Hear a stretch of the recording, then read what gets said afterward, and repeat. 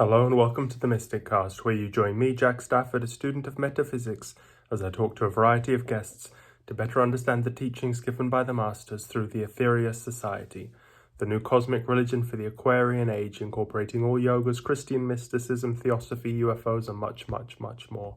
Please note, this is an independent podcast, not produced or fact-checked by the Aetherius Society. Today, I'm resurrecting an episode from the archives. I have another podcast called Pod Songs, and there I interview inspirational people as inspiration for a new song. And this episode was so fantastic, I want to recycle it, bring it onto the Mysticast, so you can all hear it. It's a really, really great episode. And if you want to hear the song at the end, go to podsongs.com. You can check it out there, or Spotify, or anywhere. Okay, hope you enjoy it. Yeah, you look like you're in a beautiful soundproof room then. I am in a closet that I have covered with foam. Oh, I see. Okay. Expressly for this purpose. Oh, well, your voice sounds great. Or the sound you have is super. Yeah? Thank you very much. Thank you. So, well, the reason we're getting together is because I spoke to I saw your wife on this King Yoga chat, and she was in this live session. She was telling these incredible stories. So, and everyone else in the group wanted to hear more about it. But the session ended, and I was thinking, I really want to hear more about it. And having this podcast is like a superpower. It's like having a city. So anything I want to know about, I just can reach out to people and have conversations, learn more about it. And she said to me, I know somebody even more interesting than me, my husband, Martijn. So we've been in touch by email, and yeah, so it's an incredible story you have. So I can't wait to hear all about it, Okay, great. Well, where do you want to start? Do you have some questions you want to start with, or what's your thinking? Well, I just put my podcasts into categories because I interview so many different people, but you're going to be quite difficult to put into a category because you've got this wild adventure side, and then this, shall we say, spiritual yoga service side. So maybe it's better to start with the adventure side, because that's where is that more where your life started? Is that how you Yeah, definitely. That's where, it started or I guess life as an adventure would be an overall theme, you know? So, Yeah, I got to write a song about this. So if we could have an overall theme, that would be great. Okay, good. Yeah. Well, actually, life as an adventure is a great topic to me, you know? Yeah. Yeah, you've had some crazy adventures. But it's better to start. Just tell me whatever comes into your head. Yeah. Okay. So then I guess if you look at life from the perspective of an adventure, for some reason, I think curiosity has been a major driver for my whole life. And so if you look at the series of adventures that I went on, often it was about exploring what's possible next. So at an early age, I was born in Liverpool and started heading off into nature at an early age and started rock climbing at 14. And so I've often been propelled by, what does it look like around the corner? What's when the view from the top of the mountain reveals another mountain range? Oh, well, let's go over there. You lost your accent on one of the climbs. That's right. Well, actually, it's a bit of a story there. My first job, so went to university in Wales, did lots of rock climbing there. Got a job as a teacher in the Yukon in a little village. 200 native people who lived on the land, who lived in log cabins. They hauled their own water. They cooked up wood stoves, no electricity in the building. So I'm in this little school there, and the kids come in the classroom. I'm teaching grades 1 to 6, and they don't understand me. And literally, They thought you were one of the Beatles. That's right. Yeah. Well, they didn't, their realm was so small, they didn't even know who the Beatles were. Oh, wow. Their world was just this little village and nature and trapping and eating moose meat and stuff like that. Right. So definitely had to shift there pretty rapidly. So from there, I'd already been rock climbing and exploring. I've been to South America, climbing, I climbed peaks in South America, things like that. And so even as a teacher, I ended up in so in that little village, I learned a whole pile of skills, from the native people. So I learned about trapping and dog mushing and living and going out at -50. So even that, as a kid from Liverpool, the native people there, the kids are playing soccer at -40 in just running shoes, jean jackets, no mitts, no hats. They just adapted, right? And so um, so that for me, that I got a whole look into another culture being there. People who were strongly connected with the land, had all these sorts of family taboos, just a whole way of looking at the world totally different to the way I'd grown up. And that gave me perspectives of, oh, wow, we each see the world through a very different lens. That was your first job out of university? Yeah, yeah. Oh, that's not your typical career path, is it? You were That's right. on, I want to have an adventure. That's right, exactly. Yeah, yeah. And unfortunately, there was an anthropologist in that community. So he gave me insights into, for instance, so in the first few days, many of the girls would not even speak to me, right? And so he explained that for them, they'd been brought up where it was taboo for a young girl to speak with a male she did not know who was not a relative. And so literally I was breaking, or the school system was breaking the societal structure by even being in the community, and so there's all these adjustments going on. So I guess that perspective of seeing the world through different eyes and then seeing possibility through different eyes has been a driver for me. So almost like a philosophical driver for me, sort of.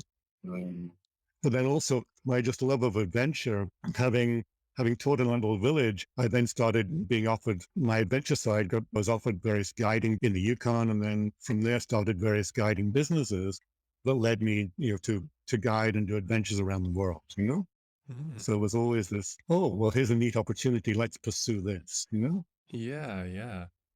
Wow, Mr. Outdoors man. If you were a few years later, you'd have a TV series about you or something like that. Yeah, probably, yes. Because I guess the beauty of it was, though, that at that particular time and place, it was very difficult to make a living. That would be, so it started in my community in 1969, so taught there for a couple of years, then started guiding in the early 1970s. So at that, in fact, it was so, the transformation from the outdoor world, if you look at the transformation in the outdoor world over those years, my first inspiration at say 16, I went to the Alps and saw mountain guides, and I said to my dad, I want to become a mountain guide. He said, well, it's impossible. You grow up in the family. At that point in time, guides were born into their fathers are mountain guides. It was just like carpenters and other professions passed on from father to son, right? Whereas now the whole situation has changed, and now anybody with a desire can pursue a career, those sorts of careers, right? So massive shifts in these big industries, And see, I saw you climbed Everest, and what are the hardest climbs you've ever done? So I guess climbs stick in our memories for various reasons, right? And so one of them that particularly stands out was a winter ascent, which is in the UK, the winters are pretty cold. So it was like -30, -40. We're climbing an unclimbed peak called Mount Ulu. And we got on the mountain, and a big storm came in, wrecked our tents. Our tents started to disintegrate. So we had to build an igloo. And there was 5 of us, so we built this, in the storm, we built this massive 5-person igloo, got inside, and then we made a bunch of errors. And so started heading, the classic, now in reflection, it's a classic Everest story. We hear all these stories about people, having problems on Everest late in the day. And ours was the same thing, but many years earlier, and we hadn't yet learned. So we ended up going for the summit and getting to the summit of this peak at like 5 o'clock. It was getting dark at 6. And so we turned around and coming down super steep slopes in the dark. At one point, we were roped up, and one of our team members, I was leading the way. One of the team members lost balance, zoomed off, hit me, knocked me over a cliff. We were on a rope though, so fortunately I just fell 15, 20 feet, hit the end of the rope, stopped, and was able to climb off the cliff. And then, so we got around that obstacle. And then when we finally got into the tent, it was now 24 hours since we'd started. We got into the tent like at 8 o'clock in the morning, just as it was getting light. And one of the team members pulled off his boots, and his feet were literally frozen solid. So then we had this whole thing of just what to do with his feet. And again, in the evolution of outdoors, we now know the best treatment for that. It's pretty standard practice, but at that point it wasn't. And so we were just, oh wow, here we are. Let's have some tea. Let's try and warm them up. And so I put them on my chest for a while. We put them on other people's chests to try and thaw them out. And then we were so exhausted we fell asleep. And when he woke up, he was in agony. And what is the best practice to do? It's called rapid rewarming. So ideally we would have warmed up water to hot skin temperature and then put his feet. We didn't have a bucket for his feet, obviously, but we could have warmed them up much faster than we did, and that possibly might have saved them, But with our slower rewarming, it ended up with him losing his toes. Wow. So it was one of the more epic climbs. Yeah. Wow. So many stories. Doing it for guiding for so many years. I'll just tell you one moment. So my sort of training thought goes to another story. And this was a peak in Indonesia. It's the highest peak in Australasia. So if you want to do the 7 summits, you go to this peak in Australasia, which is called Constance Pyramid. And it's in Indonesia. It's very remote. It's 17,000 feet. And it's the alpine area there is about 14,000. And then it's a 3,000-foot rock climb. So we went there with a group, and it was very difficult to get permission. And I think we were maybe the only party that year to get permission. And so we get to the base of the mountain, and a big snowstorm comes in. And it's actually normally a rock climb. And the weather there it's tropical. So the weather there is afternoon storm, morning clear, right? And so the whole idea is start early in the morning, climb as fast as you can, get to the summit, and then get down again in poor weather. But now we're at the base of the mountain, and it snows for 3 days. We're looking at 2 feet of snow in the tents and stuff like this, right? And so we go to the base of it's a 3,000-foot rock climb. So we go to the base of the rock and look and say it's impossible. There's no way we're going to do it.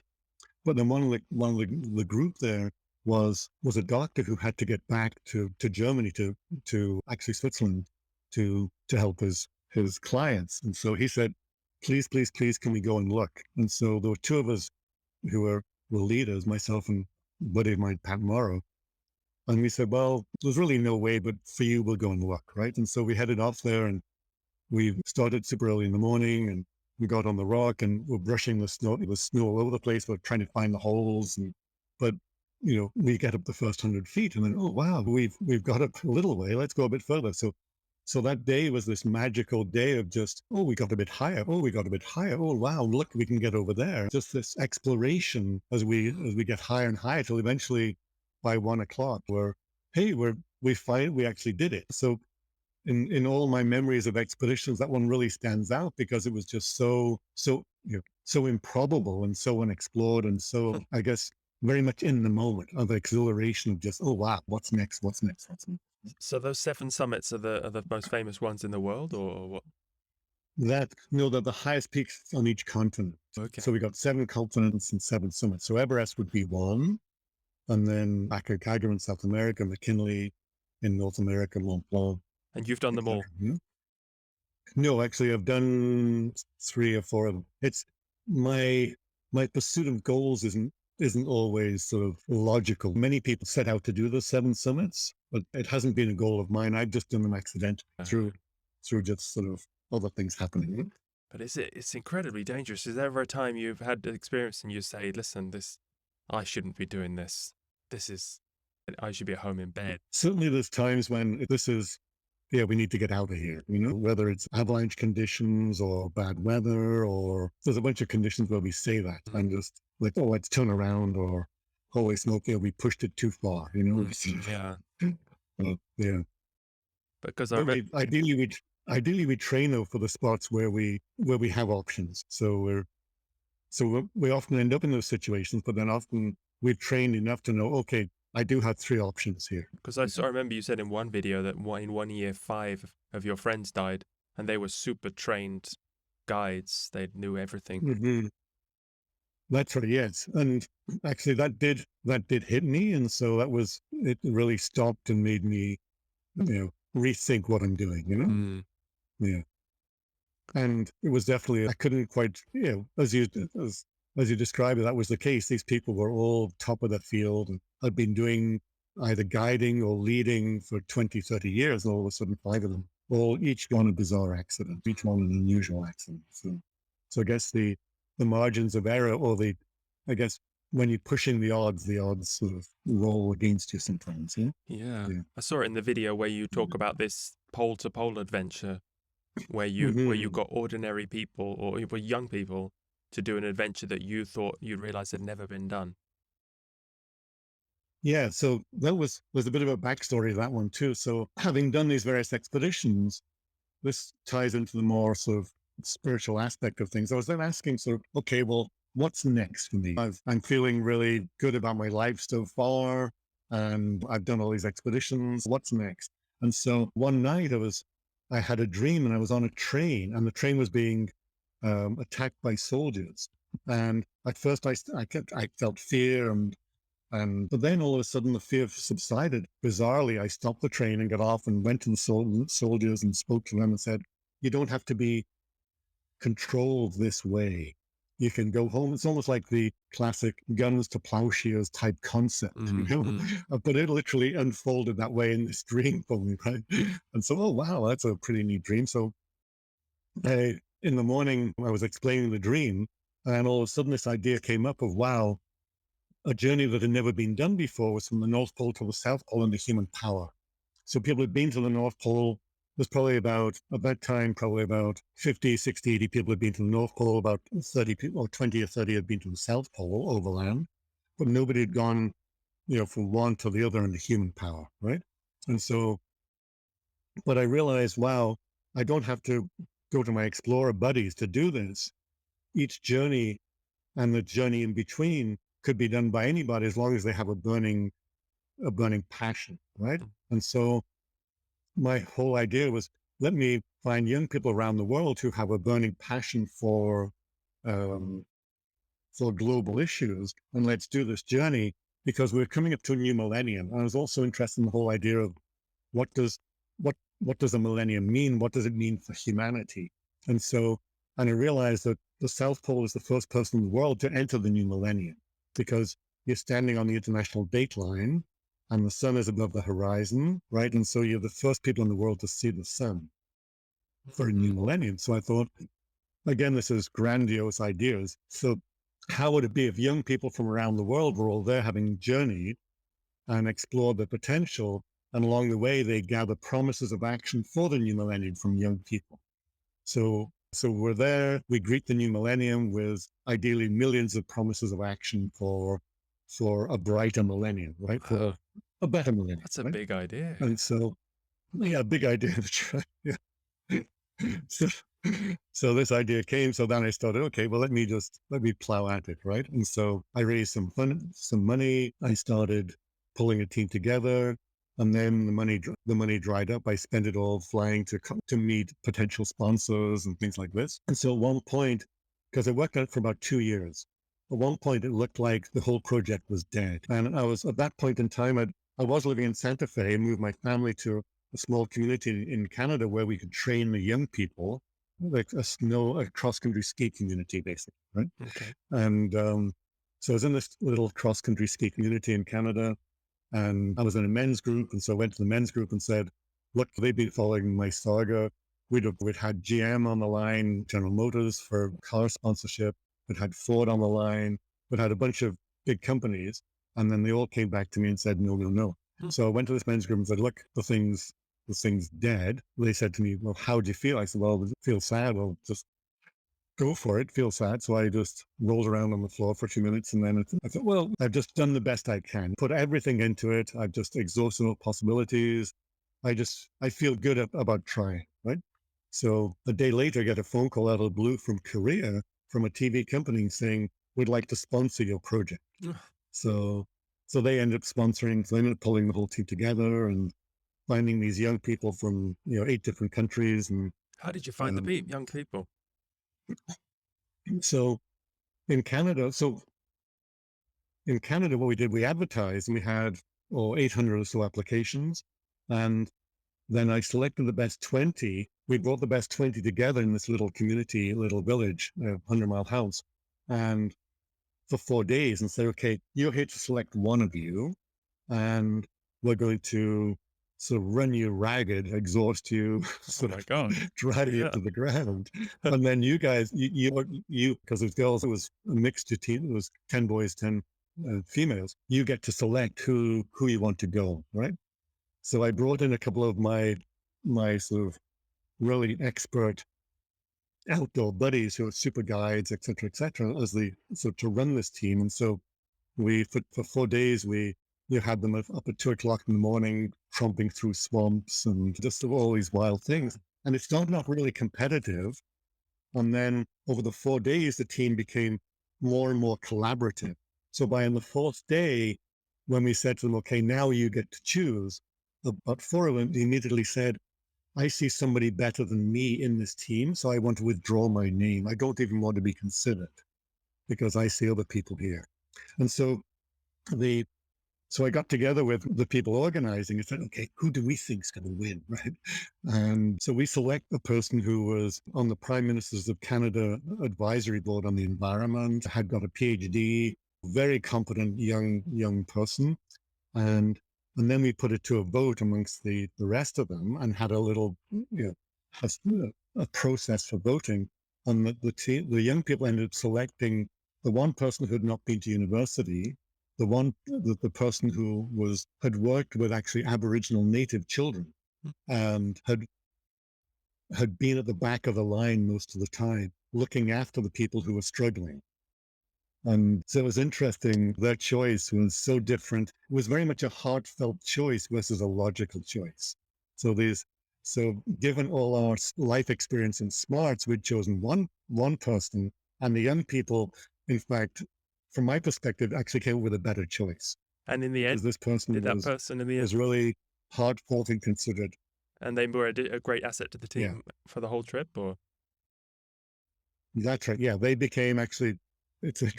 They became one of the leaders during the whole trip. Wow. Yeah.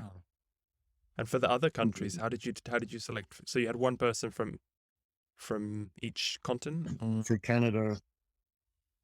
So I went I looked for countries that had influence in the world, thinking, okay, this journey will probably be followed by the media. So how do we have media in big countries follow us? So Japan, Korea, Argentina, the UK, but the UK person unfortunately got injured just before the trip. South Africa.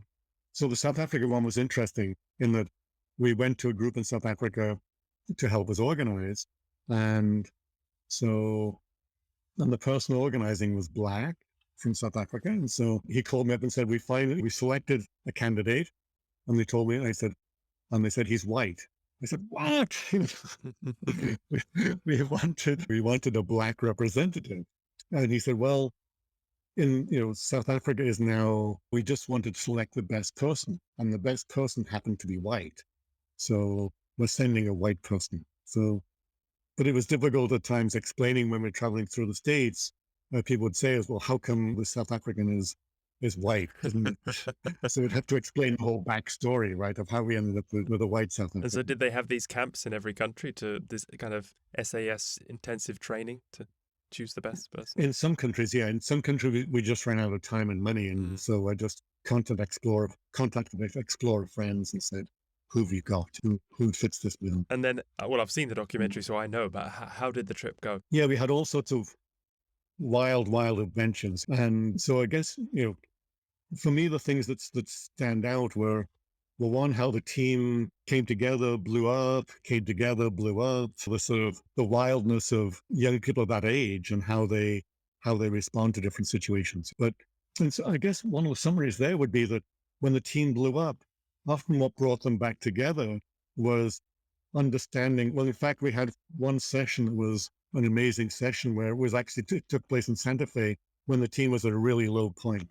And so we gathered them up and said, okay, let's do an exercise where you get together with one of the other team members and run through what you like and what you don't like. So just start off with what you don't like. I don't like this about you. I don't like that about you. I don't like this about you. I don't like that about you. And just be candid, right? So brutal honesty. And then just start on the things. And everybody was very hesitant to do this, but they got into it. And what happened was, what I saw happening is that the revealing of the things we don't like, they were all sort of little insubstantial things in the big context, which is, I don't like the way you slurp your food, right? I don't like how you sort of push me over when we're playing around. What all these little things, right? But then it came to the likes were these big things. Yeah, I just love the way you show up in the world type things.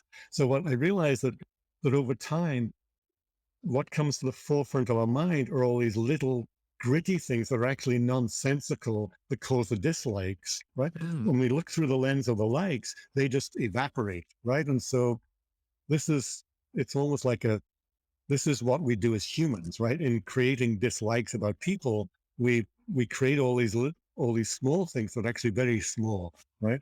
But when we actually list the likes overwhelm the smalls, you know? So after that, team performance shot up to a new level. How long did the whole trip take? It was 9 months. Wow. Mhm. And somebody got injured because you cycled. Somebody got hit. That's right. Somebody Yeah. had an accident. Did they finish? Did all the people finish? Yeah, they did. Yeah, yeah. Okay. That was actually Dylan, the Canadian, who was the one chosen by the team that got knocked over by a truck.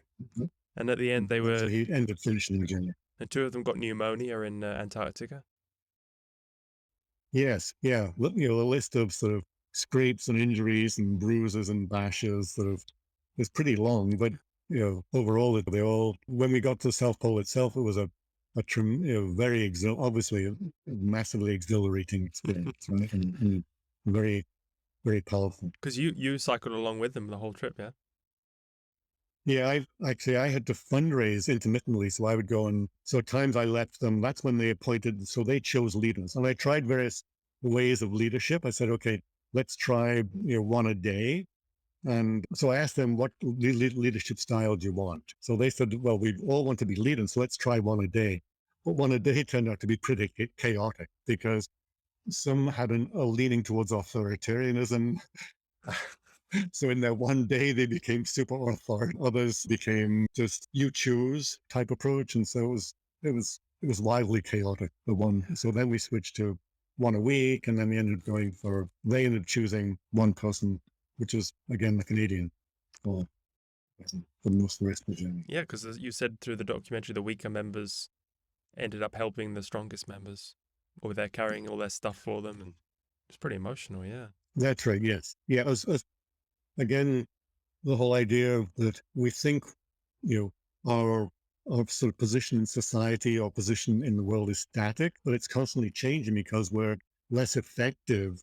And in a team, then as people become less effective, others need to step in. And so it became very obvious that dynamic in these wild situations. It becomes very obvious that we have to utilize that dynamic. We have to step in, to take over when others become weaker, And is there a longer documentary about it, or only that short one that I saw? No, there's actually a 2-hour documentary that was filmed by a Korean TV company. It was played on national TV in Japan and Korea, on Primetime, actually. So it reached a lot of people. Is it on YouTube as well? It is. I haven't made it public, so maybe your impetus, I'll make it public. I'll put it on. Do you keep in touch with all the young adults who are obviously grown up a bit now? Yeah, so actually we've been, because it's 20 years this year, so we've been chatting quite regularly on Facebook about meeting and just what we've been up to. So we've been having group calls to just share where everybody's at and what they've been up to. And where are they now? How did that must have, what an event in their lives. They've gone on to greater things. Yeah, they've all, it's really interesting where they went. One person, Renaud from France, went off and worked for the United Nations on a global charter. And then got involved in environmental economics. Dylan, the Canadian who hadn't finished grade 12, got into a master's program because of his life experience. And so then he's gone off and worked doing environmental work in Northern Canada. Jessica's now a pediatrician. And so those are involved in environmental education or humanitarian education. Yeah. And how many promises for change did you receive at the end of the trip? So what happened there, we would go into schools. We had a team back in Canada who were prepping the journey for us. So we'd go into schools along the way and speak to them and then literally ask them to write out promises, right? And so it's funny, some of the promises that, so I guess a promise can have an emotional element and can have substance, right? Mm-hmm. So one of the promises that stands out of millions or thousands of promises we collected was in a kindergarten in Vancouver, a kid who was struggling with school, et cetera, said to the teacher, "I want to be kinder to my mum." And the teacher knew the circumstance of the child and how difficult the child was, and came to us with tears in her eyes saying, "Look, I've just received this promise," right? And so meanwhile, other ones were, I'm going to volunteer at the local hospital or for the environmental organization. But it's funny that some really touched us hearts because of this, the backstory, I guess, to what was involved. So we ended up collecting many thousands, and then the United Nations, we connected with an environmental project in there. And so we ended up getting 60-something million added to our group from the United Nations. So the United Nations sent us saying, take these with you as well. Mm-hmm. And that was just while we were trekking to the South Pole. Wow. Yeah. 9 months to do that is when you're stopping in schools as well and doing overland. It's through all that terrain, through Central America, down through South America. I mean, that is a long way. Tough. Yes, it was.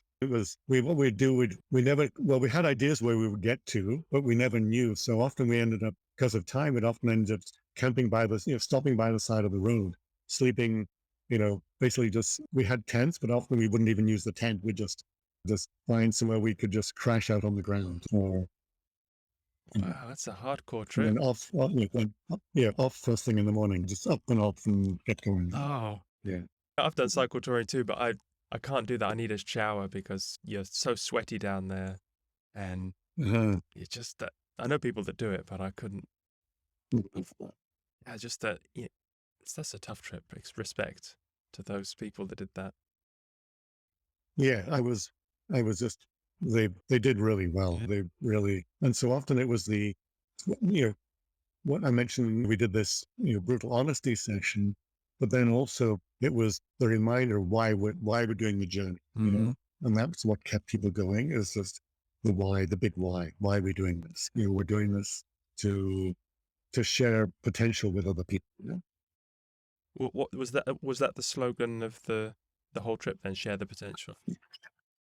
Actually, the slogan was more about small steps make a difference. Each small step does make a difference to help the world become a better place. Okay.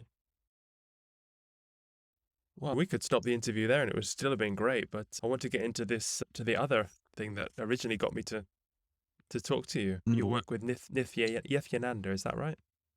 Yeah, Nithyananda, yes. So how did that, tell me all about that. How did that come about?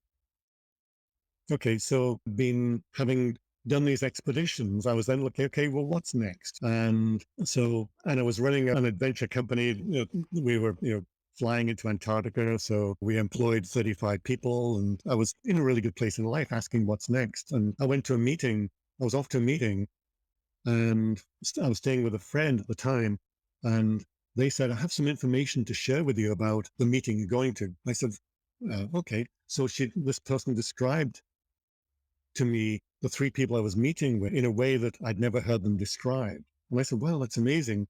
How did you find that? And she said, well, I'm taking this course in psychic abilities, and that just came to me. I thought, oh, wow, it's pretty weird, so I'm interested. So I said, okay, I want to check this out. Just using my logic, I want to find out. So line me up with 5 people you think are pretty good at this over the next 5 days. I'll go and see them all, right? So I went to see all these psychics and mystics and whatever. And each one of them gave me some insight, and each one of them was correct to some degree. So I said, wow, this is an interesting thing. Let me explore more. So that was my start onto this sort of what is spirituality, or what are these other realms? And so having started that, when it came across Nithyananda, he was saying, there was a website I went to, and he said, I'm not here to prove I am God. I'm here to prove you are God. Oh, wow, that's a pretty bold statement. So let me check him out. And he was coming to Seattle. So I was in Vancouver, drove down to Seattle, went into this weekend course with him, and he started doing meditations. And in the meditations, or in fact, more after the meditations, all of a sudden my awareness moved to a whole new level. So in one example is that he did one meditation, and he said, now go and have some food. And as I sat down to eat this food, which is rice and something or other, each grain of rice, I got a whole dimensionality to it, a whole experience of just, being super present, right, with this rice. I'm like, wow, I've never had this level of awareness of eating, right? Of just being present with a grain of rice. So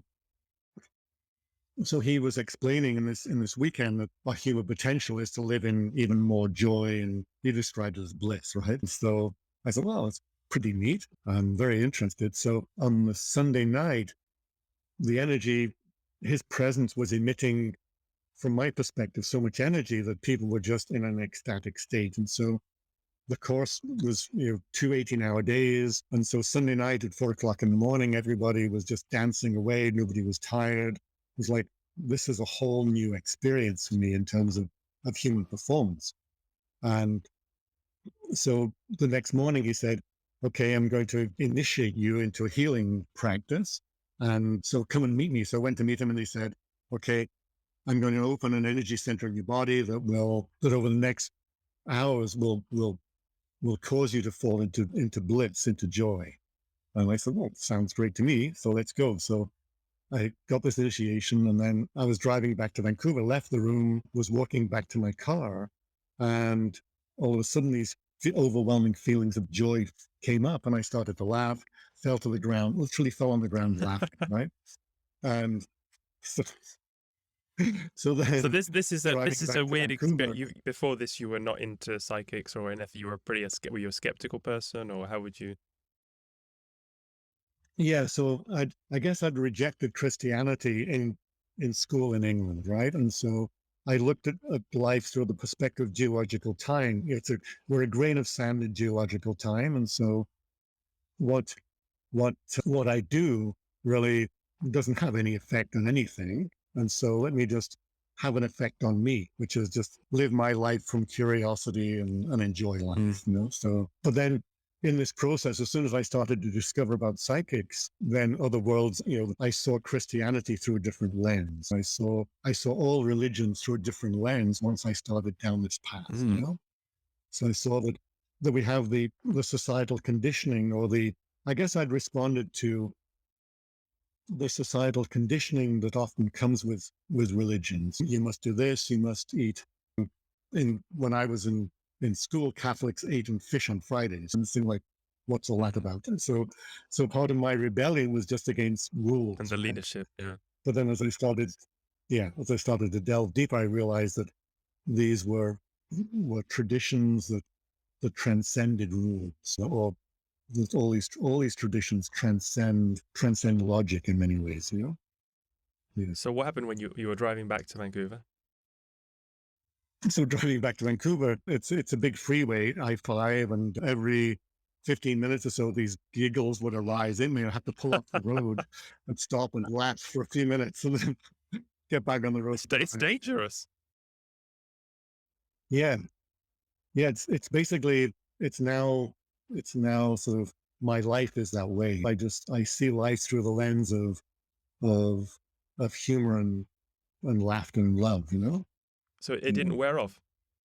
So no, it didn't. No, from my perspective, it's in everybody, right? So we all have this space we can reside in, but I see that our access to it is is limited by various factors in life. How we were brought up, what life experiences we have, how we view the world is often connects us from that space, right? And so having had that experience, it took me probably a year or two before I realized, oh, wow, this is actually there all the time, you know?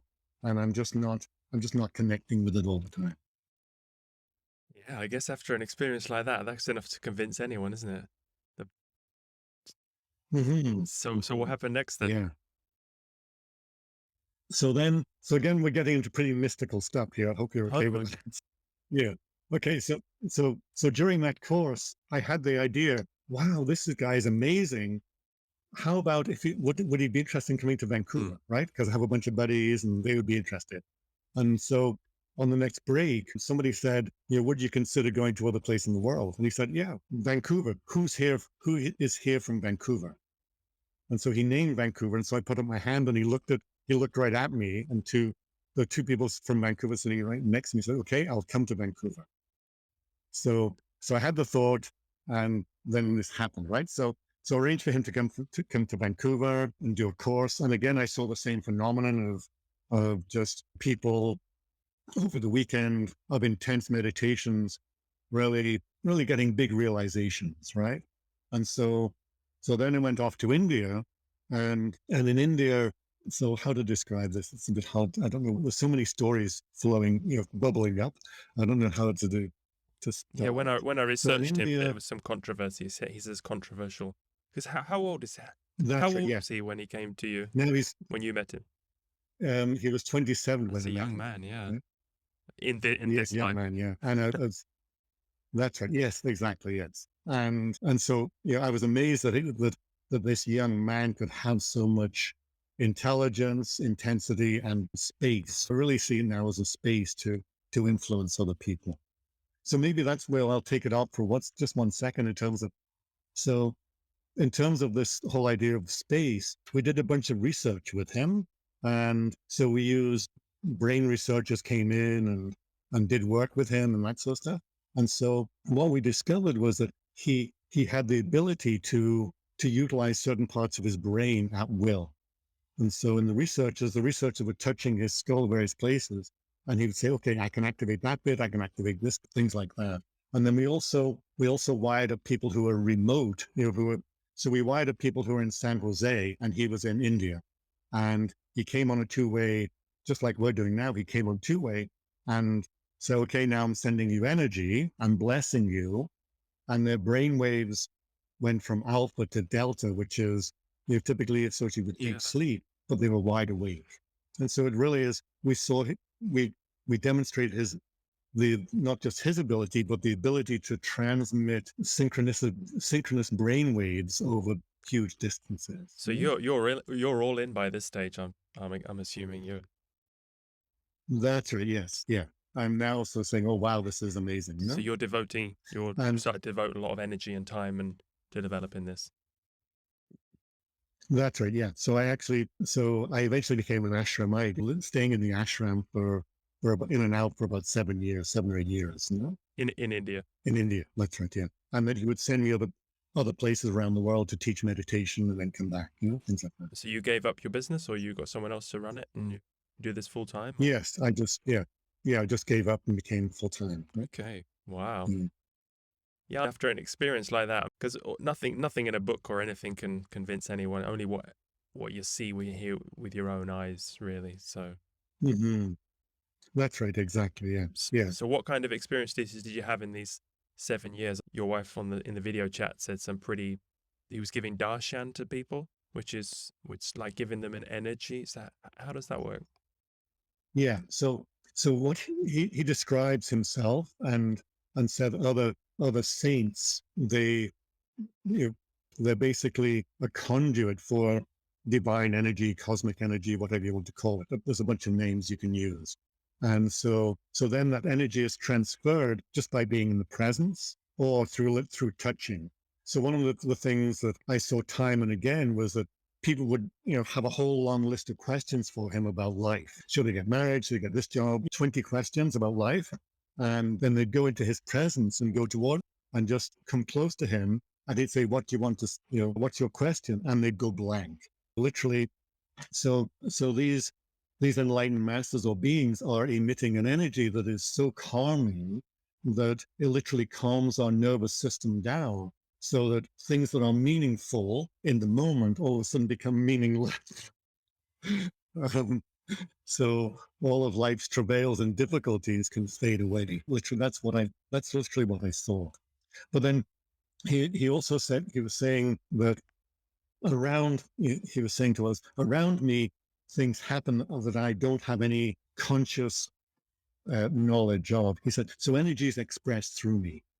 So one day we were sitting, a group of us was sitting by a pool on some granite steps, and he was sitting out on the water on a little platform, and he was speaking, and he'd been saying to us, I feel like an energy moving through me is going to awaken people's kundalini or get people moving.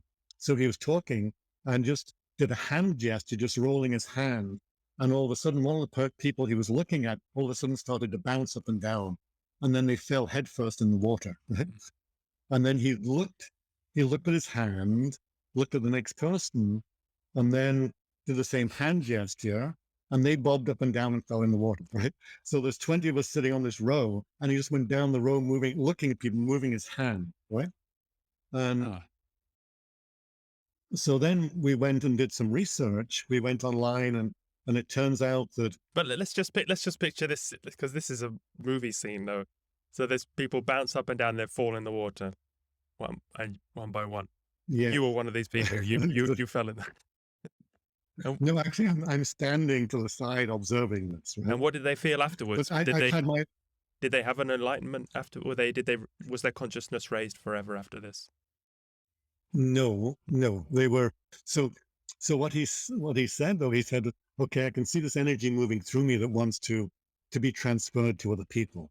So we went online and realized there's a concept called yogic flying, which if you Google it, you'll find other enlightened masters have had similar experiences of transferring energy through this. And so then there was a whole period where people who came into his presence would automatically start to jump up and down, and vibrate and literally bounce around, and it became so wild that in some meditations we would have to, the group who were helping organize, we'd get mattresses and put 6 mattresses around somebody who would be bouncing up and down so they wouldn't get hurt. And it was really, and so in the brain research, though, the researchers said, okay, these people who are bouncing, they're going into delta, but also people who are not bouncing are also going into delta too. So it's like his presence was shifting everybody into a different frequency. And for some people, it would stay longer, and other people it would diminish. And the same with healing too. We saw that, for instance, many people would come to him for healing, and some would be healed, some would not. But over a 10-day period, say in a 20-day course, often on day 10 of a course, he would say, who here has an allergy? And so a bunch of people, typically in a group of a few hundred people, it'd be 10 people. He'd say, okay, what's your allergy? Peanuts, milk. Go to the kitchen and get that object and come back. So they go to the kitchen, come back, and he'd bless them and say, okay, now take the peanuts, take the milk. And out of 10, typically everybody would be allergy free, right? But then on return to life, sometimes that allergy was gone permanently. Other times it would reoccur, And so what I see there is that we all have the ability to free ourselves of various chains or shackles, whatever you call them. We also have the ability to create them, to step back into them. And the mind has that ability to find fault, to grasp onto things that cause us to re-engage in life as it was. Okay, yeah, he sounds like a power station, just emitting tons of that's right, of prana. But from what I've read from other masters is that they have to learn to control this. They shouldn't be like Dr. King, for example. They should be able to just have power of this as will. Did Nithyananda not have this ability to control it all times? So how he would describe it, because I've read, for instance, what Dr. King would say and what other masters have said about this. So from Nithyananda's perspective, this isn't just an energy that expresses, right? It's almost like a natural state. And so we don't have to, so we can, these powers we can seek, and we can do yogic practices to get them, or they can occur spontaneously, naturally. And so, if it's our natural state, then it's just our natural state, and so for him, he's saying, look, it's our natural state, so let's just enjoy our natural state. That's how he would. And did he? So he had a spontaneous awakening, or he did yogic practices as a young man in this life? So again, he grew up in a small sacred town in India, where there's lots of masters, and so he described in his childhood about 10 different masters in the town, male and female, who had various abilities or had various ways of helping people. So there was a yoga master, for instance, who was in his early hundreds, who had the ability, and other people have, because I've been to that town and checked with other people, had the ability to help young people levitate, right? And so they would practice levitation. And so I guess to answer the question about, is it a skill or is it a space? It seems like it's, in order to fall into the space, you need to practice moving into a mindless state, right? And so, yeah, does that answer the question? So clarify that? I guess with this is a long conversation, but I know some masters, they have to put their hand over their solar plexus chakras to stop energy being emitted. And the higher you go, you can hurt people lower than you with just too much energy. So it's definitely something you have to learn to control, I think. And or learn to utilize to good effect, I guess, really is my interpretation of what that would be. So, yeah. So continue with so after 7 years of having a pretty mind-blowing experiences, what happened next? So, what happened next is that I was traveling around the world, teaching meditations. And so in Los Angeles, I taught a group of students here. And so now one of the students, Maria, my wife, is now a teacher and is teaching the meditation group. So when it came to Los Angeles, I would come in to her group and meditate with the group.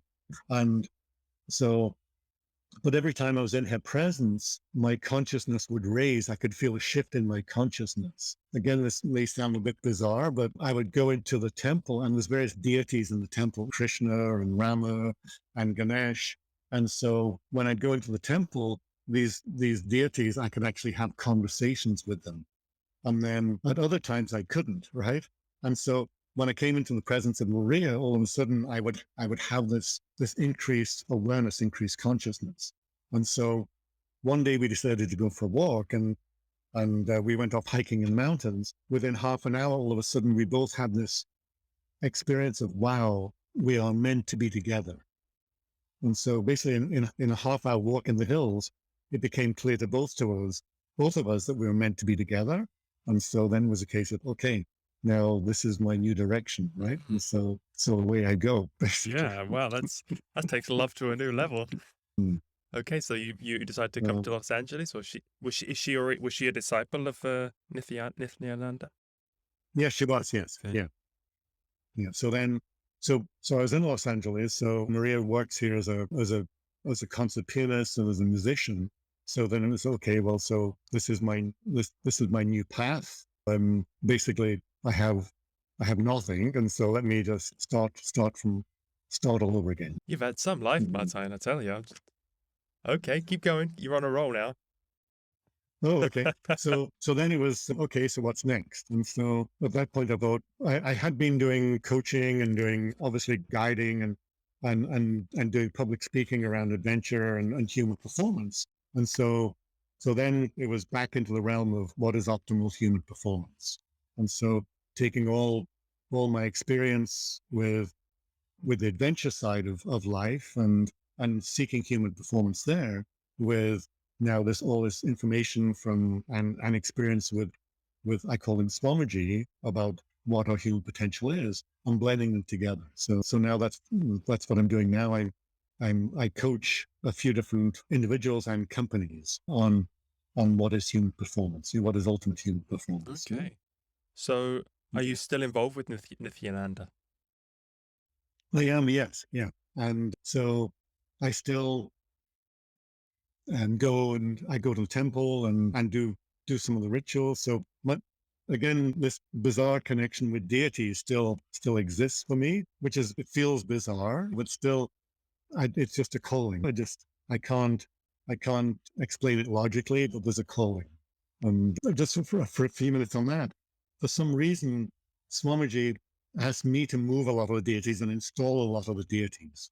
And so, and this is where I saw, this is more than, again, we're back into the mystical realm of what happens. So one of my first experiences was we were asked to pick up a Ganesh from a warehouse, and it was the Ganesh weighed 4,500 pounds, was in a huge crate.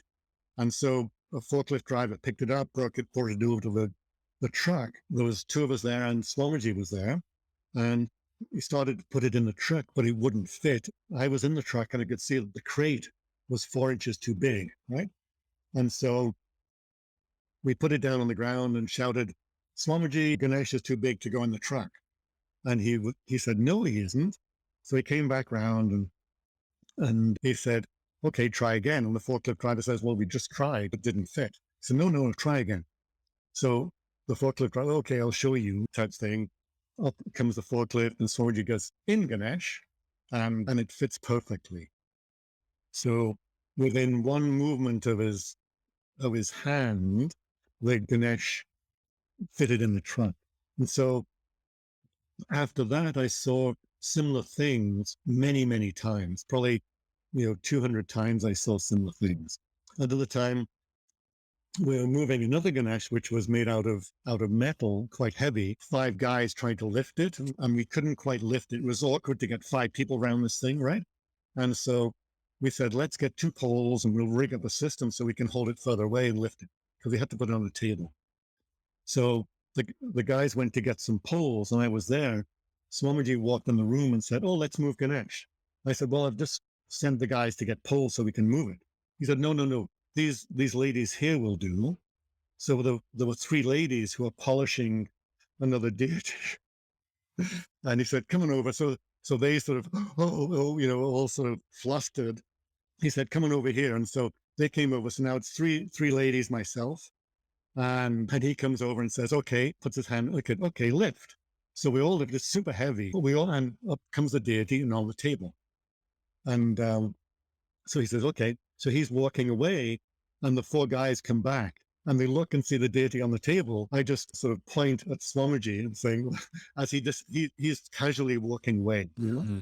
And so I saw this ability to manipulate matter, manipulate all sorts of things time and again. I guess Another example would, please go on. Yeah, no, this is I'm on a bit of a roll here. So another example was that we were in the Himalayas going to Mount Kailash, and 60 people traveling by Toyota Land Cruiser overland to Mount Kailash. We come over a pass, and the drivers say, "Mount Kailash is visible from this pass. It's about 20 miles away, but there's cloud. We can't see it because it's in cloud." So we stop all the vehicles, and Mount Kailash is very sacred in the Hindu tradition. And so Swamiji says, "Okay, I'll get the clouds to move." And so he then invokes, Shiva, and says, "Shiva, please make Kailash appear to us."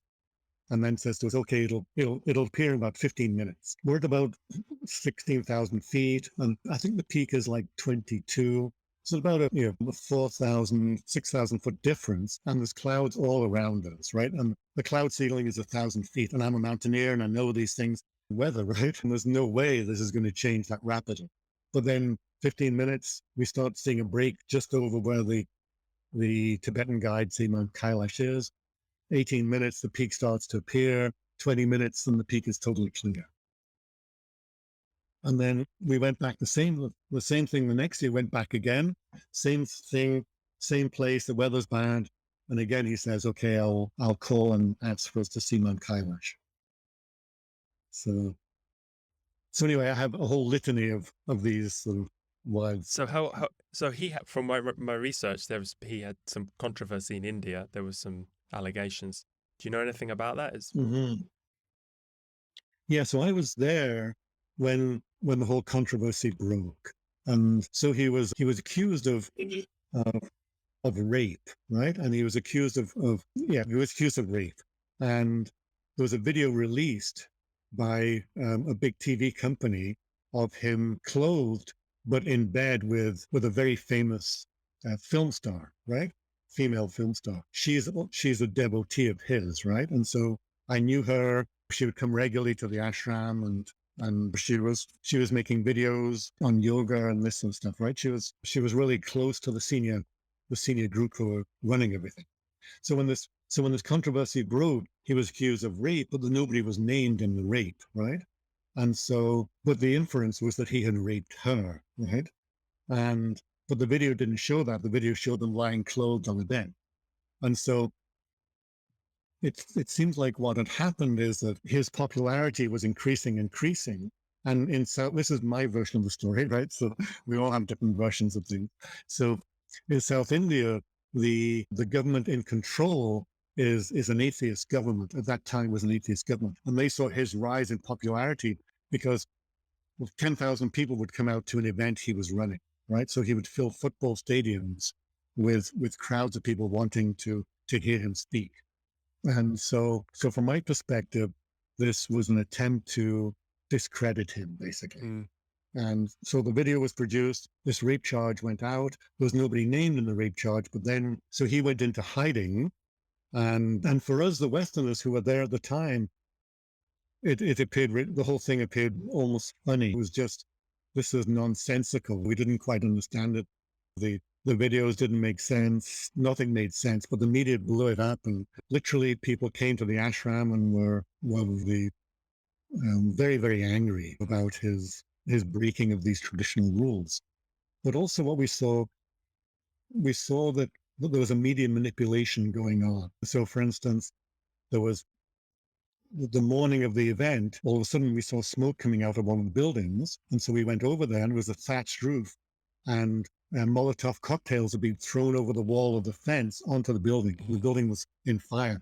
And we knew the building just had a few papers in and of no use.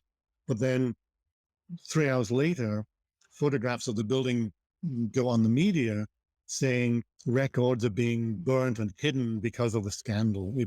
They're now hiding the records. Right? So we knew that there was a media manipulation going on. For instance, that same day, hundreds of videos of this appeared on YouTube, and we checked on how that had happened. And it seems like it would take a whole crew of people working, uploading videos to multiple new channels, to get that sort of extensive coverage. So there was a mastermind behind it. And whether that was malicious, you can look at this was malicious or this was just, there was truth to the whole story. But from my perspective, it was all malicious. Was there any sexual aspects to the ashram? Because I know Osho is very famous in the West for his, I've seen that Netflix documentary, which was also pretty disturbing. Was there anything like that in the ashram? No, there was, again, he was highly experimental, right? So Times often say things like, for the next few weeks, I want the women not to speak to men. He was quite rigid in the division of males to females and how we related with each other, So he was very traditional in that respect, Okay. Yeah. So he had, he referred to Osho and spoke highly of Osho, and recommended we read many of his books, but said in the tradition, we view things like that differently. Traditionally, we have our roles. We have different roles in society. The males and females have different roles in society. Was Osho an enlightened master, or do you ever know that? From my perspective, having studied, I would call him an enlightened master. Yes. Because I saw him in that Netflix documentary, and he didn't seem like a very nice guy, some of the things he said. So I think with whether it's Zen masters or any master, often they can be harsh, So I've seen Nithyananda be very harsh to people. And often what he says, he's saying, nobody else will tell you the truth. Everybody else is goody-goody around you, and I'm the only one who can I'm the only one who can help wake you up to reveal what's important, what's ultimately important to you. Okay. So, but I've seen him be very harsh with people. I guess And if you look at the Zen approach, is also can be very harsh too, right? I guess Dr. King said that he met many enlightened masters, but he yet to meet a saint. Still people, I guess. Yes, yeah. And so now Nithyananda he left India and he lives off the coast on an island. Is it Madagascar? Where is it? I think it's off Australia. Oh, it's off Australia. Yeah. And Yeah. have you So been again, no, I haven't. No. So the controversy there is that literally he ended up leaving the country because of attempts on his life. Mm. He said this because at the ashram, when I was there one time when the gates were stormed by villagers who had been riled up by the media, and literally people were climbing over the gates with big sticks and literally beating ashramites, you know. I guess it's more of a And danger so- for them than for him. I guess he's for the Yes. safety of the ashram, he probably had to disband it. No, That's right. Yes, that's right. Yeah. and he's still a young man though. I mean, he's still, how old is he now? He's still So he's now 40. 40. Young. Yes. Yeah. And what is he's trying to start a new nation, is that right? Yeah. So what's happening there is that he's saying that as Hinduism, and so from his perspective, Hinduism has its roots way back in ancient scriptures. And so there's been a transmission of these ancient scriptures down through the ages from 5,000 years, even longer, into modern day Hinduism. And you have all these scriptures, but then you have Hinduism interfacing with society. And as you know, in traditional villages, there would have been a master in each village. You could call it a sage or a wise person in each village who would arrange marriages, help, educate, all these sorts of The things. Brahmin. And then when the British came in, they introduced another form of education, which is much more intellectual. And so he's saying that these traditional ways of learning, which were learning through transmission of energy, are ultimately where we need to go as for humanity. Humanity needs to go that direct. And so as Hinduism, moves more and more into the realm of logic, and gods are real for some people, mythological for others. So the teachings of Krishna are real for some people, mythological, or just outrageous for other people, right? So you have this realm of understanding or connection, right? And so he's saying that in order to get back to being in the flow of these are real, this energy is real, our abilities to move things, to understand, to connect with nature, we need to form a nation that exemplifies this. And so he's doing that on an island now. That's right. Yes. Okay. Yeah. Did you ever wonder if you And so if you got his powers and you could decide what to do with your mission in this life, it would be a big, difficult thing to know what to do, wouldn't it? it would, yes. As I've explored for myself what is human potential and how do we alter the world? Because obviously pole to pole was the same thing, right? How do I, with my gifts, how do I contribute to the future of humanity? And I've been the president of environmental organizations. I've done all sorts of things like that. And where I look, from my perspective, our future, the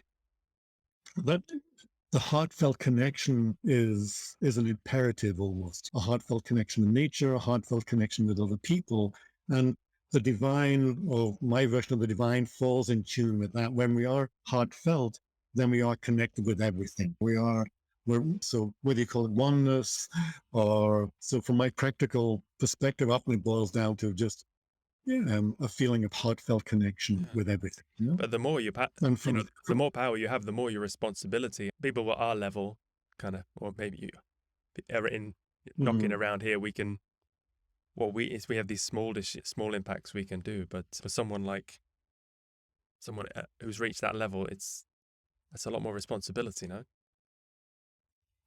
Yes, yeah, massive responsibility. And he says, I spend every waking moment pursuing that, you know. So it's, I know I've, as he has pursued it, I've looked, well, why would you go that way? Why not go this way? Using my own logic, right? But again, I'm real, and so I keep falling into the trap of using my own logic to try to figure out something that's illogical. I guess so. He has a better view up there. So That's right. Yes, that's what I keep seeing, is that I still keep falling for my own logic. so so can people go to visit him? Is he welcoming visitors or? Not yet. No, he's saying that I'm still building the structure to welcome people. Because again, the threats to his life have been, you know, real, and yeah, so he's still building that, you know. And how do you think the Australian government's gonna? I've seen the Netflix series what Oshu tried to do, and it went really bad. I don't know if you've seen the documentary, but they became heavily armed. They poisoned the neighbors. They were not nice. That's right. They were not nice people. So Yes, it's not going to take much for any government to want to take him down. You know what I mean? Yes, and no, what from the space of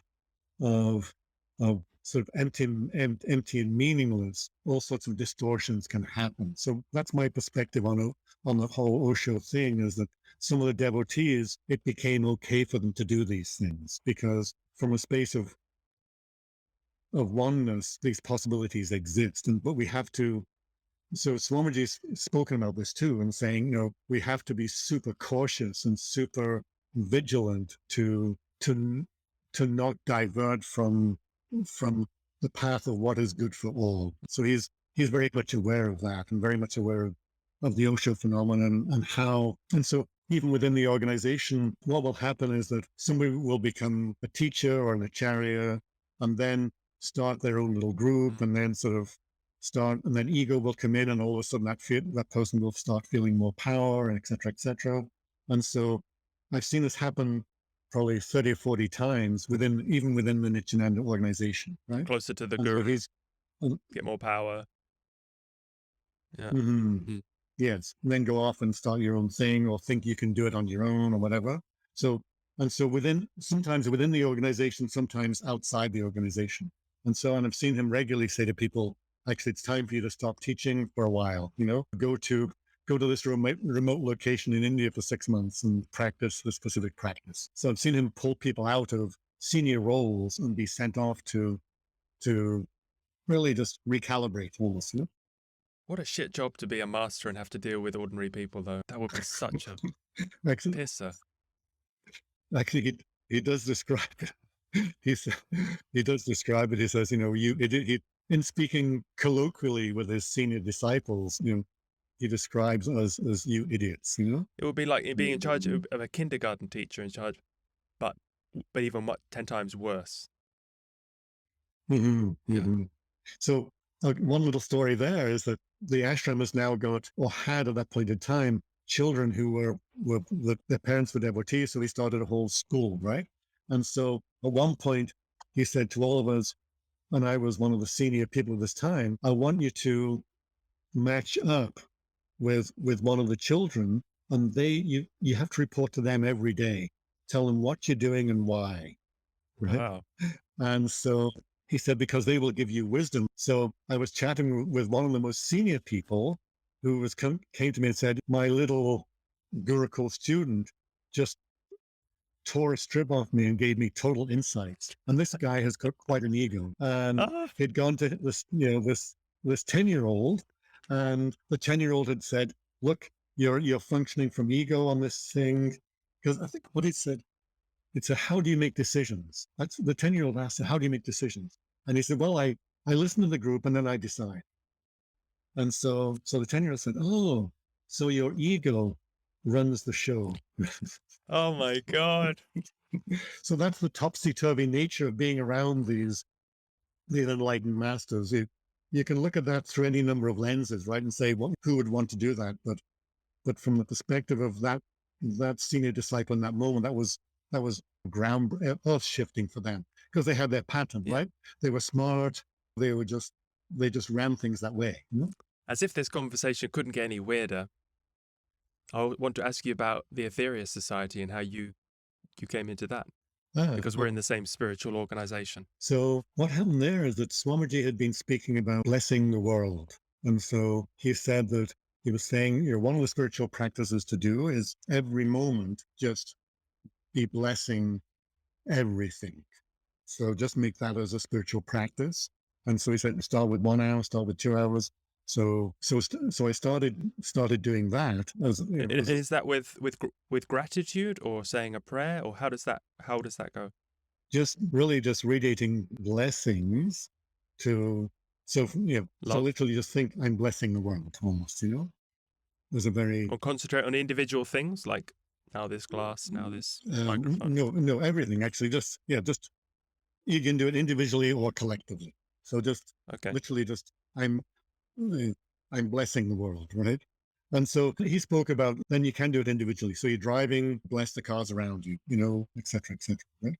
And so I started doing that more and more, and that really resonated with me. And so even in the pursuit of what is my best contribution to the world, having been the president of environmental societies, I know I can write letters, I can fight, I can do all these sorts of things.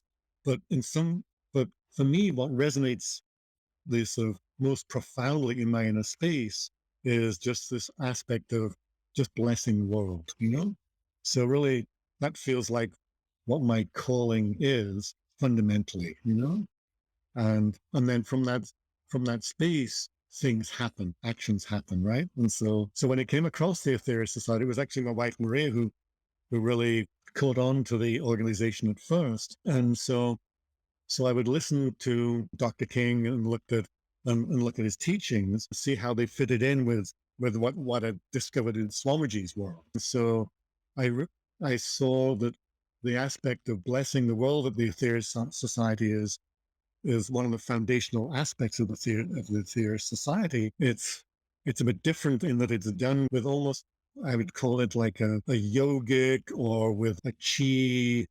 If you take all the martial arts and combine elements of them, the Aetherius Society is using elements of those martial arts to radiate, right? And so it's, having even say with Swamiji, we would get videos of Qigong masters who are able to direct energy and manipulate people's bodies, manipulate movement and things like that.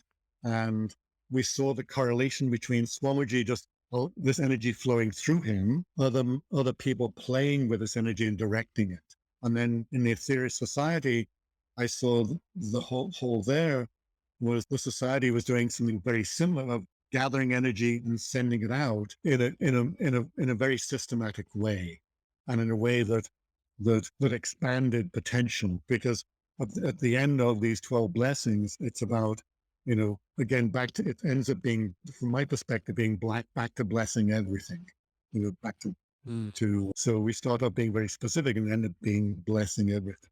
And every time, especially getting to that last blessing, I would feel the same Kundalini awakening, the same movements, same experience in my inner space that I would have in connecting with Swamiji, say, for instance. So I see the space of oneness. We can get there a bunch of ways. There's a correlation. There's an interface between these ways of getting there. And also the operations with putting the energy into the batteries, into these batteries filled with crystals, and discharge and sending them out, discharging them in psychic centers of the earth, or radiating them out to specific crisis points. That's right. Yes.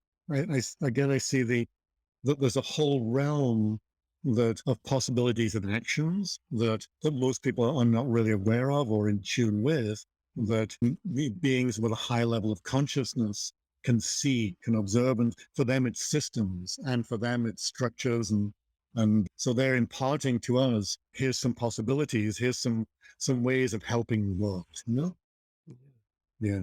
Because we always think we're ingrained in a practical material mindset that if I'm going to help the world, I need to do it with my time or my money or something. But a yogi can stop a huge tornado or a hurricane, massive hurricane, by calling in the diva, giving them the energy they need, just transfer of energy. And then you try and stop a hurricane with anything material, just as an example. It's impossible. So it's even more, it's so much more powerful. But when I think I'm going to do something useful, I really cannot convince myself that praying is going to work, because I think of praying as I'm asking someone else to do, but I don't see myself as a channel sending out energy enough as I should, like that you can. Really, yes, I see that the practice, the more with anything, the more we practice, the more we feel, then it becomes a life experience, right? So then, I have this experience, so now I know the value. So it's how do we? But has that changed in your life? If you had an accident, if there was you knew someone was, is your first port of call? Do you go now to the 12 blessings or something like that, rather than first a materialistic assistance? Depends on the circumstance, but often I find my immediate response is to call in energy. Often, is to call in assistance. Oh, so you've reached that level, yeah. And yeah, often that's my first response. Yeah. Wow. Well, I want to get there. And often my hands go out almost automatically. Yeah. Wow. Yeah. Just as soon as there's a catastrophe, I'm like this almost. Yeah. You see, I know that, but I don't. I haven't had the same experiences that you have. So my conscious mind has not been trained in that way. So also, I'm finding, because I spent a lot of time in nature, I'm finding that when I'm out in nature and walking, it becomes very easy to bless the world there, because our minds can go all sorts of places when we have, say, 2 hours walking on a trail. And so I first started doing this on expeditions. I started realizing, okay, the mind can I approach it very logically. The mind can do a few things. I can go into complaint. The weather's bad, my feet are cold, in which case my performance, and noticing what happens, my performance drops off, right? Literally, I'm draining. So you bring everything back into this performance aspect. You're focused on that. That's right. Yes. Yeah. That's funny. And then, yeah. Very practical. That's right. Yes. Yeah. For me, even, I think it's so funny to say with Swamiji, the fact they had me moving so many deities, I think because I am practical, that landed with me. These deities, he could change the size of them, change the weight of them, all that sort of stuff. So literally, we had measurements. We measured doors. The deity won't fit through this door, right? We go back to him 3 times and say, look, it won't fit through. We have to knock the wall down. And he say, no, it will. We come to the day and it goes through, right? So things like that. So my very practical nature of things tends to boil things down to, okay, what is my direct experience of this? I can only imagine if I'd spoken to you at different times in this journey, you'd have been a lot more animated, I guess. You'd have been a lot more amazed than you are now. Now it's kind of, oh yeah, Ganesh changed size again. Yes. At the time, on the early steps of your journey, it must have been a mind-blowing. Yeah, exactly. Because we did get complacent about it. But oh yeah. I don't think though. You see, ultimately though, that's what he wants us to do, is to become, this is normal, So because then, just as you say, then it's normal for my hands to do this, right? So it's now normal for me to, bless people when there's an accident, Yeah. It's like you say, there's these, or people say there's these veils over the light bulb. We just have to peel them off. We have our psychic senses and our physical senses, and we've limited ourselves. We are disabled in a disabled state. That's right. So, yeah, and so. Sorry, just on that note, just even for instance, on Everest, what I see there is that when I went there, I was feeling really fit and strong. One of my fellow guides was considered the best climber in the world at that time. And so we were racing, we were racing up hills on the way in. We were feeling really good about ourselves, right? And we get to the base of the mountain, the Sherpas appear and great, hey, how are you doing? Let's head up. So we each grab a load, and the Sherpas grab a load too. We say, how much are you carrying? Oh, well, we'll carry that. We start off and it's like, oh no, these guys are outpacing us. And so it was like on Everest, what I saw is that the Westerners come back with all these accolades about success, etc., etc. But really, it's almost like we're disabled in comparison to the Sherpas. We're nowhere near the functionality in those high elevations as the Sherpas, even really good climbers. So it's the same parallel, I guess. Yeah. So, have you spoke to Nithyananda about the Aetherius Society? I don't think I have. No, Maria has mentioned it, but so it's because he's not so accessible. So I haven't. Have I spoken to him recently? No, I haven't spoken to him in a little while. He's referred to me. He's spoken about me to other people and things like that, and sent messages for, can you help with this? But I haven't communicated with him. So. Because that would be interesting to know I know someone that was in Rishikesh, a teacher there told them that the 12 blessings was the most powerful practice currently available to humanity. So you don't expect, but at the top, they're probably all talking. Yes. Yeah. We've tuned in, Maria and myself, and both get that, yes, the 12 blessings are really powerful, Yeah. Mm-hmm. And what other aspects of the Aetherius Society? Because with this podcast, and I've made it my mission to serve. I'm trying to raise awareness of the Aetherius Society through this, by making this a successful podcast and with my music. Oh, I see. Oh, sweet. It's the way that I can reach more people. Because you can do, because I think wisdom is, because with spiritual healing, you can help someone for one life. You can get them through a problem, but they say that wisdom is the greatest thing you can give another man or woman, because it goes on to the next life and can help them, the karmic behavior for this life. So the wisdom that you've given now, I'm sure in this conversation, a lot of people would just be like, that was pretty crazy.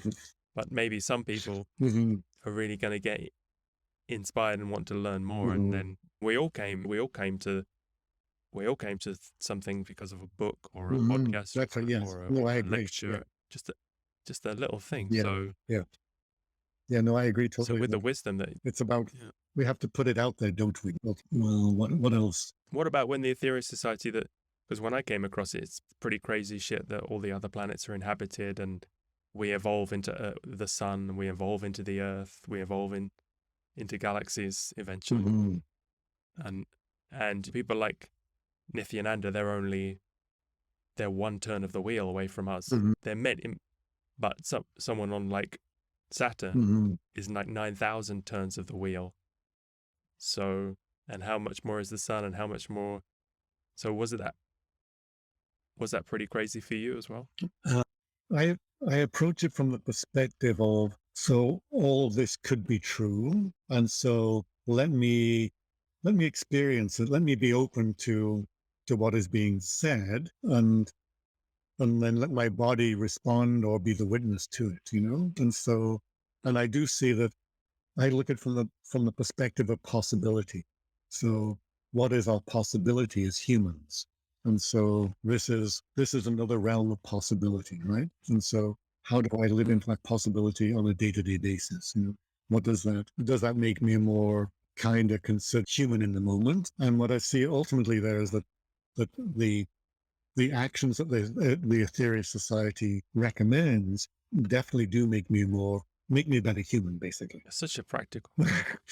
You're like, you're nuts and bolts all the way. Even though you've had all these crazy experiences, you're still, I could tell you're really down to earth. Yeah. Isn't it fascinating how we're all so different? Yeah. Yes, because you see, what I see there, though, is that we can argue with anything, right? And we live to argue. So do I want to spend my time arguing debating with the Aetherius Society about whether it's correct. But if you look at where the information comes from and the state the person was in when the information was delivered, then the experience of people around that person, then, oh wow, this is information that was delivered at a time and place that is exceptional and extraordinary, right? And so therefore the information, it's worthwhile considering the information very openly because of that. It's having been around people who have almost been in trance spaces or know that what's possible, then that information then becomes much more, I guess, credible and curious. So then my curiosity is sparked by what's coming through. Yeah. I often use a mountaineering analogy in spiritual when I'm talking about spirituality as well, is that we're climbing this mountain in a terrible fog or a storm, whichever way you like. And the only people we can really communicate with are those 2 feet in front of us, higher up the mountain. There's no good people 10 meters up are no good to us. They speak another language. They're too advanced for us. We can't see them. But it's only people who can come down a couple of feet, help. Oh, I know that guy. He got up that. He's gone up there. I'll go up there, and gradually inching our way up this mountain.